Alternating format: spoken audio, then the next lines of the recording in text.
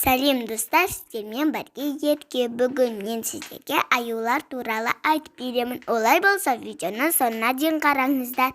Аюлар ақылды жануарлар қатарына жатады. Еске сақтау қабілеті өте жақсы дамыған.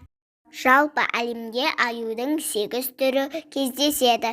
Бәріміз аюды маймақ деп санаймыз ғой. Алайда мүлдем ондай емес екен. Аю бір басқанда бірден 10 аяқпен 2 адым, содан кейін сол аяқпен 2 адым басады. Сондықтан екі жаққа теңселіп жүретіндей көрінеді. Олар өте жылдам жүгіреді екен. Жер бетіндегі бүкіл аюдың түгі 2 қабаттан тұрады. Бірінші қабаты қысқа да қапты, ол жылу беру үшін. Екінші қабаты ұзын әрі сирек. Оның қызметі судан қорғау болып табылады. Ақ аю мен панда аюдан басқа түгел ұйқыға кетеді.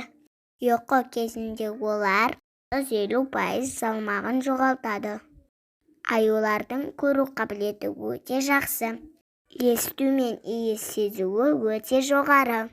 Тіпті олар араның ызылдағанын 5 километр жерден естіп қояды.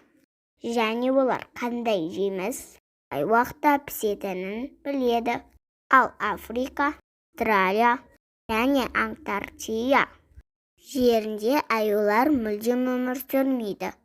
Мінекей достар, аюлар туралы біліп алдық. Егер менің видеом ұнаса, лайк басып тіркеліп кетіңіздер.